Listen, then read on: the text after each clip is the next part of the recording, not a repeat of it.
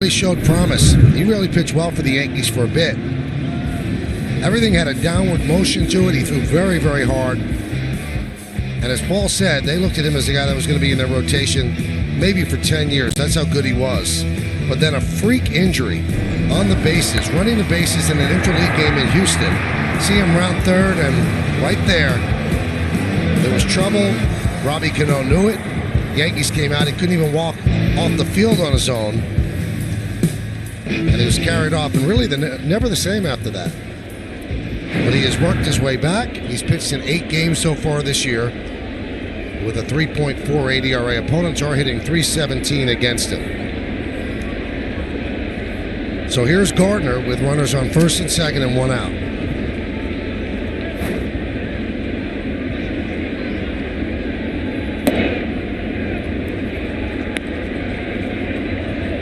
With the Yankees, Chien-Ming Wang was a 19-game winner in 2006 and 2007. 30-plus starts each season. He finished second in Cy Young voting in 2006 to Johan Santana. 55 and 26 with a 4.16 ERA.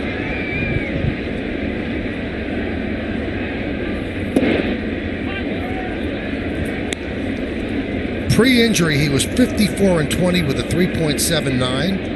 And after the injury, 9 and 14 with a 6.41. He sprained his Lisfranc ligament in his right foot and a partial tear of the tendon in the foot.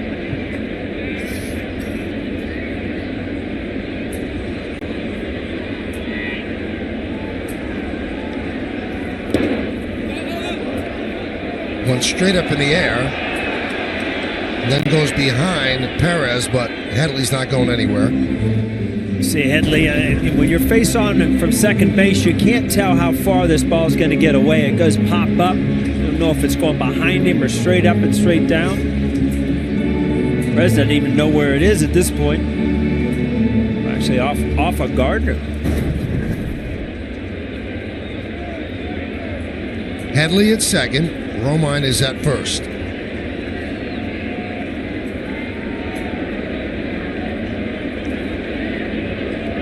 And the 2-1. 2-2. 93 miles an hour. You remember Chien-Ming Wang in his prime was regularly in the mid-90s with that bowling ball sinker. One of the best sinkers during his era. You combine that kind of velocity with movement, it becomes really hard to hit. It hurts when you hit it. As a hitter, you know, it just kind of rattles the bat in your hand because there's so much movement at the end of the pitch. 2-2. 3-2.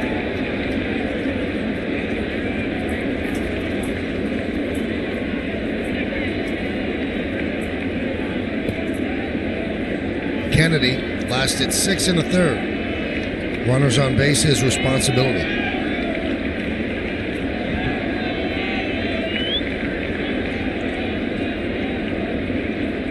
And the 3-2. Missed inside, that'll load the bases.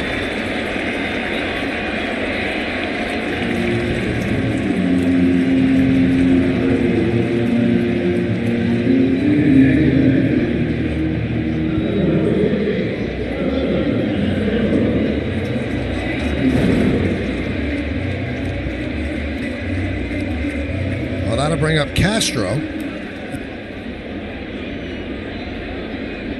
Starlin with a home run in the first, a ground ball to second in the third, a fly ball to center in the fifth. Yankees looking to give their bullpen some breathing room. They're up by 2. And the pitch. Pop foul and out of play.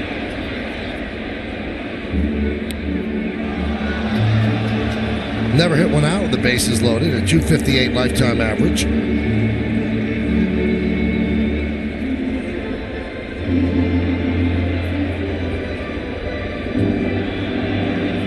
I think over the years, Paulie, you know, a lot of pitchers will call their two-seam fastball sinker. But very few pitchers had a true sinker, like a Roger McDowell or a Derek Lowe. 0-2. I look back and some guys have really, Mike Timlin Yes. had a really good sinker. you're right. It's not a tailing action. It's just a heavy downward break that it just absolutely hurts when you hit.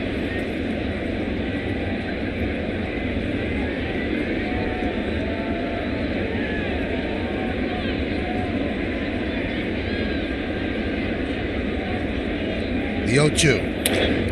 That one's looped into right field. It is a base hit. Headley scores. And they will hold Romine up at third. It's an RBI single for Castro. And the Yankees now lead 6-3. And the Yankees have scored 6 runs. Go to papajohns.com tomorrow to receive 50% off the regular menu price of all pizzas online with promo code Yankees6. Well, Papa had about a month off. He's going to start making some more dough, right? I always love to see guys go the opposite way. Even though he's jammed, you're going to force a run in this way. Much easier to push it to right field, get it to the outfield, and try to roll over that sinker.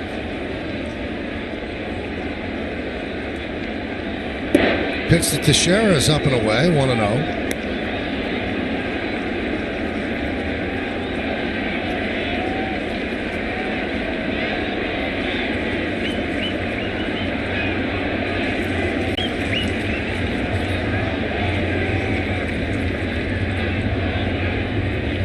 Now they have another reliever warming up alongside Miller because if the Yankees break this open, they don't want to use Miller. So Shreve now warming alongside Miller. If it stays 6-3, they use Miller. If it's a 5-run lead, they probably go to Shreve. 1-1. And Joe Girardi explained this the other day. They don't want to use all 3 the same night. Because if you do that 2 days in a row, then you don't have any of the 3 for the 3rd game. So he'd like to stagger it every now and then if he could. But on days that they have to be used, he'll definitely do it.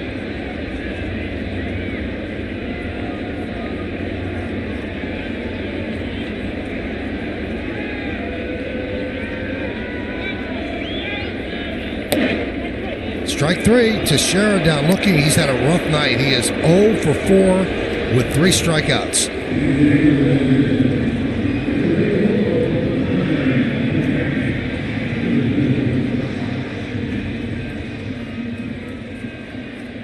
There's Brian McCann. Brian is 1 for 3, 2 strikeouts and a single to center. Bases loaded, 2 outs.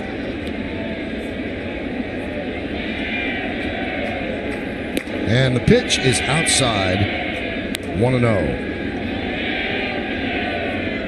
Romine at third, Gardner at second, and Castro is at first. Castro with 2 big ribbies tonight. Driven in 2 of the 6 runs. The 1-0. 2-0, no place to put McCann.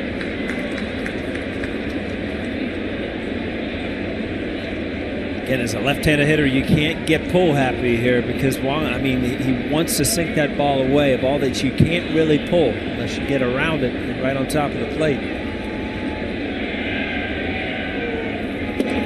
3-0.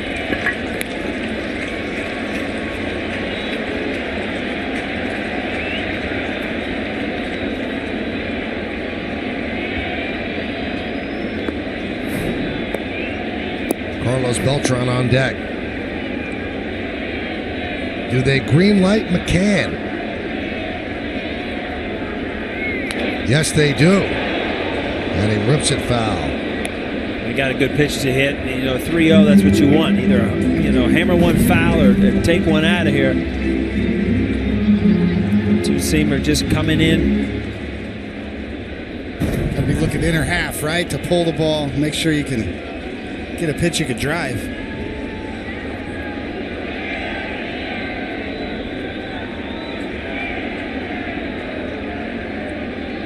And the 3-1.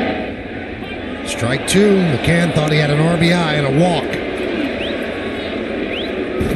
That's that borderline pitch. Obviously, it's a huge pitch. Did it ever get back to the corner? I don't know. But now McCann's in a 3-2. All right, the runners will go 3-2 and 2 outs. And the pitch. Rip foul.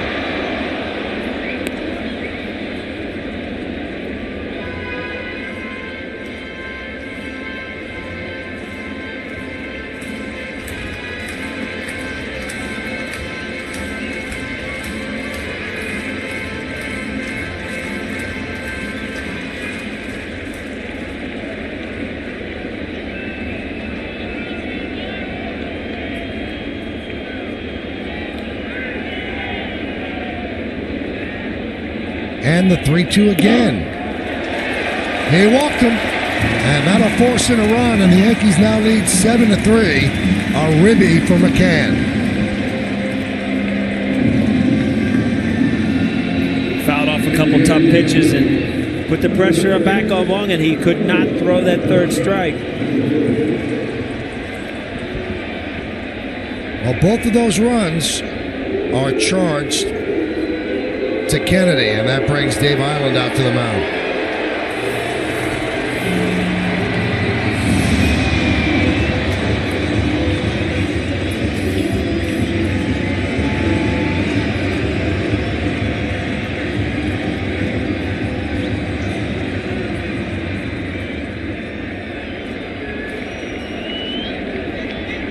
And here is Beltran sitting on 399 lifetime home runs. He comes up with the bases loaded.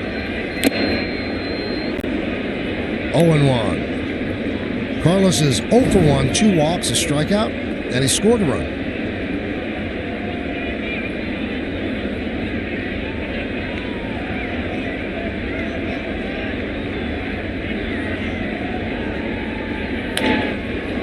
Popped up. Escobar on the outfield grass will put it away. But the Yankees get 2 insurance runs on 2 hits, and the bases are left loaded.